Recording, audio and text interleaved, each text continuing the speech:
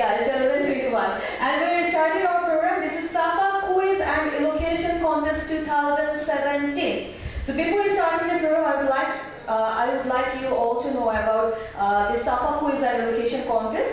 South Asian Federation of Accountants, SAFA, was formed in the year 1984 to serve the accountancy profession in the South Asian region and to uphold its eminence in the globe of accountancy. SAFA is an apex body of the South Asian Association for Regional Cooperation and an acknowledged accounting group of International Federation of Accountants, IFSC.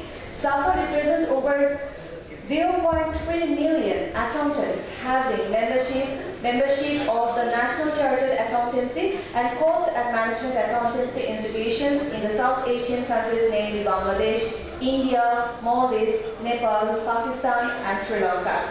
SAFA plays manifold roles in the public interest towards strengthening the accountancy profession and serve in the interest of the broader economic development of SAARC region. One of the main roles of SAFA is to facilitate the students of its member bodies in order to increase, demonstrate, and disseminate their profession, wisdom, technical and leadership competence meeting with the requirements and expectations from the accountancy profession in a wider and dynamic context. In a view of that, SAFA Committee on Education, Training and CPD took initiatives for organizing SAFA Quiz and Elocution Contest 2017 amongst the students of SAFA member bodies. ICAB is immensely proud to have this blooming opportunity by organizing such a splendid program as the first journey in the history of SAFA. From now on, this event will be continued in every year with the same objectives for the betterment of students. The students are considered as one of the most important target groups because they are the future representatives and guardians of these noble professions. Awareness and inspiring tools such as SAFA Quiz and Elocution Contest are going to be extensively utilized to achieve this target through playing such a nice event of brain game. Well, this was all informative information for all of you what is SAFA Contest and Elocution Contest, and we are all here to be present at this beautiful contest. And now I would like to introduce all to our judges. Mr. Babu Abraham Kalivalil, Chairman of the SAFA Committee on Education, Training and CPD, will be the chairman of the panelists.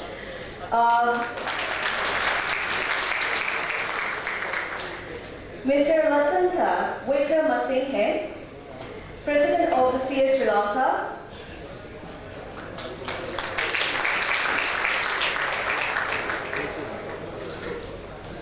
Mr. Mohammad Makbul, Member of SAFA Committee on Education, Training and CPD.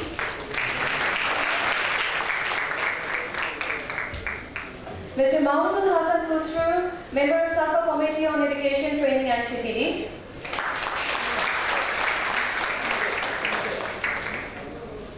Mr. Mujaffar Ahmed, Member of SAFA Committee on Education, Training and CPD.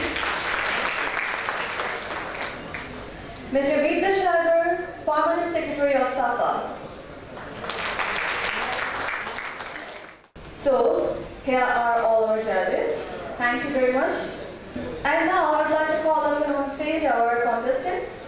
Mr. Abul Hakim Halwa, Mr. Sinamrat Arkasinghe Ravindra Sandini,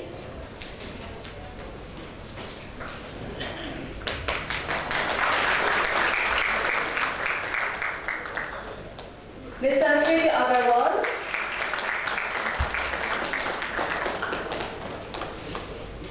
Mr. Sami Maimun Akash, Ms. Orpa Shah, Raihanul Haq Bhuiya,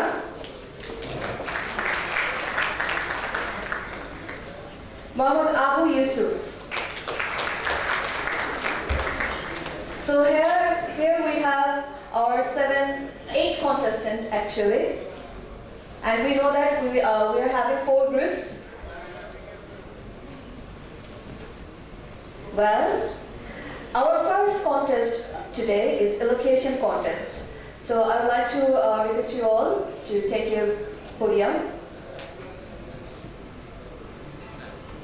Okay. Let's start the allocation contest. We will go for the topic first, and I would like to request our judges to pick the topic. And who is going to be our first allocation contest? Let's see. Miss Agarwal will be our first allocation contestant.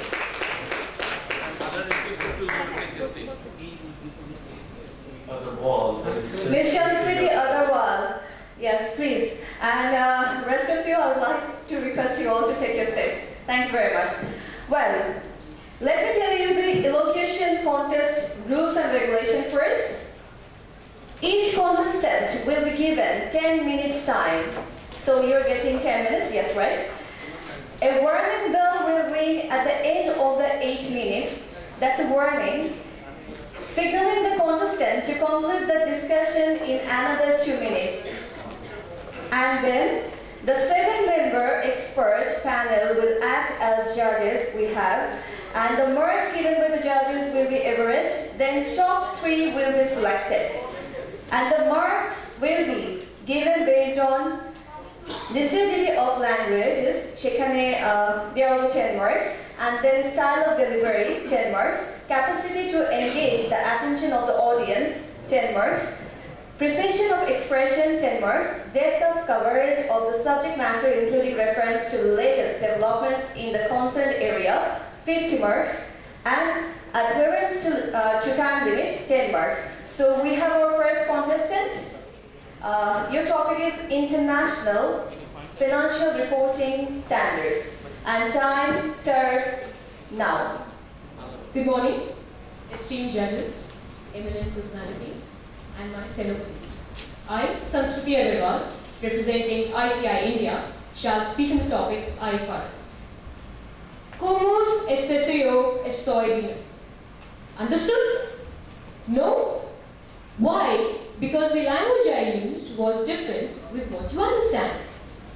That means I have to communicate in a language which is understandable by all present over here, right? Same is the case with accounting and financial language. If any investor wants to invest in any other country, how could he take a decision if he is not able to interpret the financial statements based on accounting used in that country? There may be chances that treatment of some items may be different. For example, say method of depreciation, valuation of goodwill, blah, blah, blah. So then, what is the solution? Is there any language of accounting and financial reporting which could be understood globally? Yes, friends, IFRS. What's this? International Financial Reporting Standards, a global language of accounting and financial reporting which facilitates transfer of financial information in general purpose financial reports and is universally accepted and adopted by organizations across the world.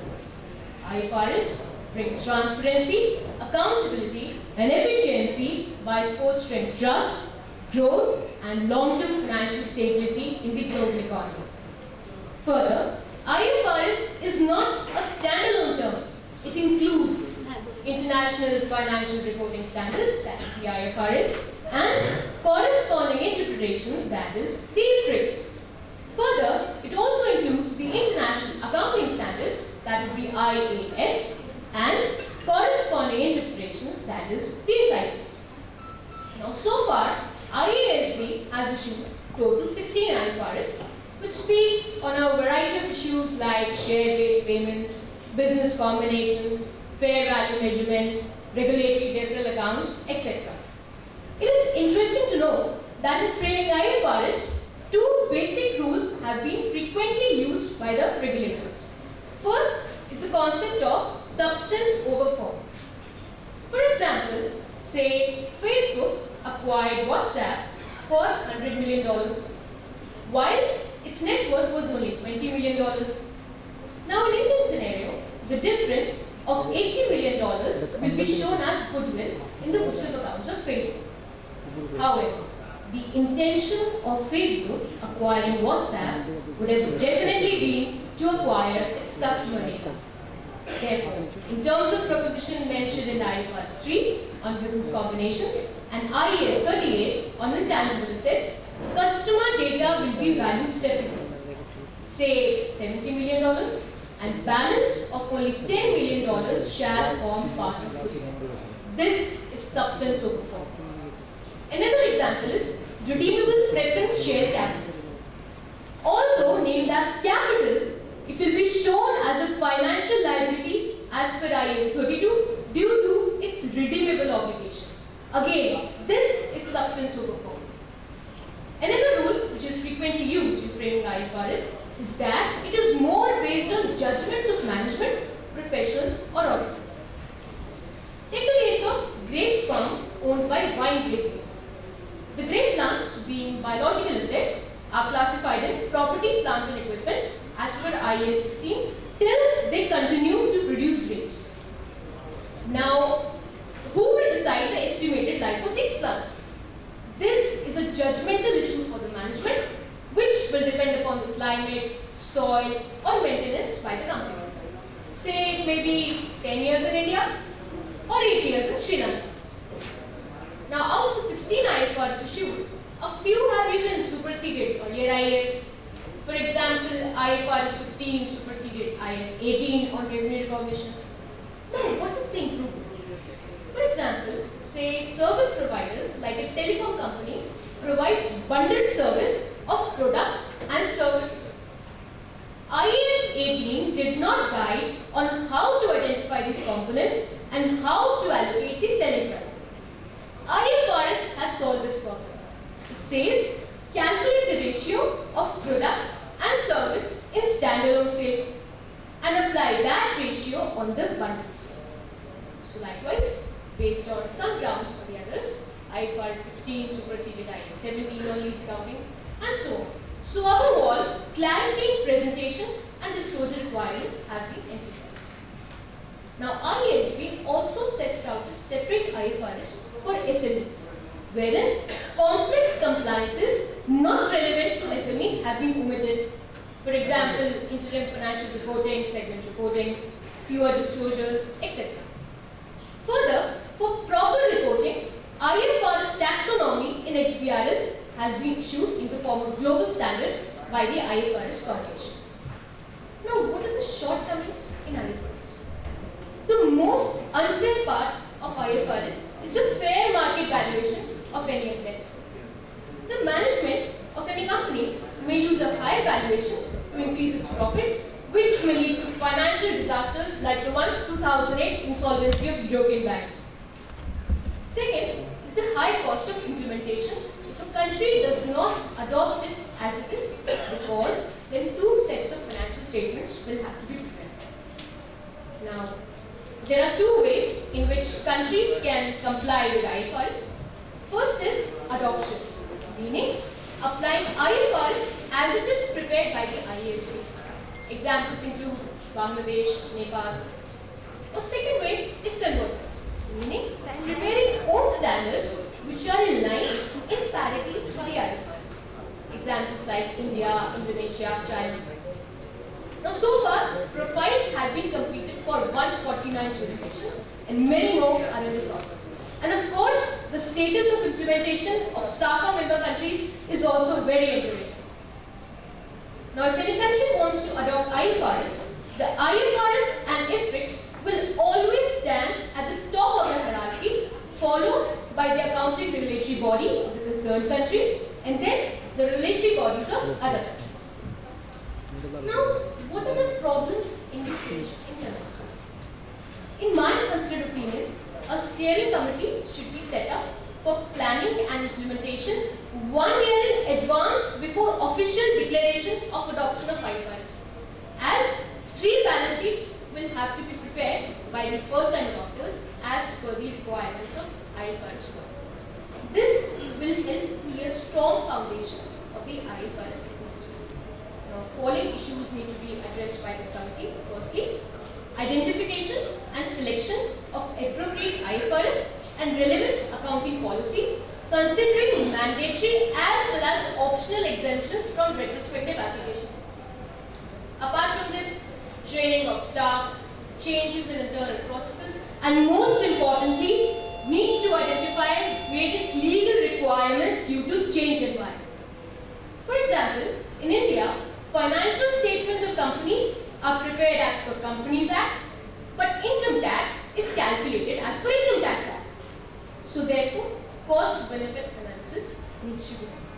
In the end, in this phase of globalization, adoption and implementation of IFRS will not only encourage foreign investments, mergers and acquisition activities, but will also enable SAFA to position itself as an effective regional forum for the betterment of the accountancy profession, as well as an increasing international convergence with other regional accountancy bodies. IFRS is certainly the domain of our profession, and therefore it is our duty, being the brand ambassador of our respected accounting body, not to let down our country and our profession. So let's ponder and let's change for that. So thank you.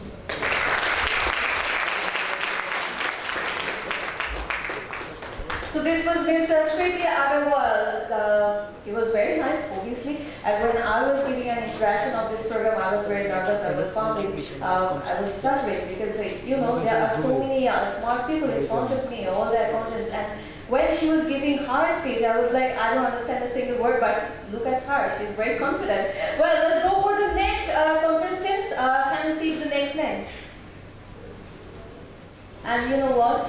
Your topic is also IFRS, International Financial Reporting Standards. And your time starts. Hello everyone, it's me Raghav Bhuya. I am from the Institute of Cost and Management Accountants of Bangladesh.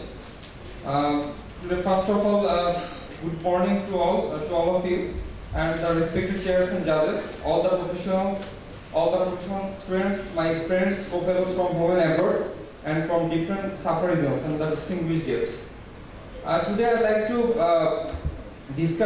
to share my thoughts regarding international accounting standards and international financial reporting standards. And I would like to focus on the implications of some new ideas on the growing development structure, infrastructural development structure of Bangladesh. First of all, if you're talking about the establishments of IS actually comes, first of all, they're actually initiated in 1973. All the IS comes from the ISC, International Accounting Standard Committee. They are ruling from since 2001, and after that, all the IS comes to light in a series of IFRS, International Financial Reporting Standards, and all the IFRS are maintained and actually founded by the ISB, International Accounting Standard Board. We all know actually all the treatment of international accounting standards and international financial reporting standards. But I would like to focus on some project infrastructure development of Bangladesh. If you're talking about the massive projections of bridge, Porta bridge, actually inaugurated already, are working.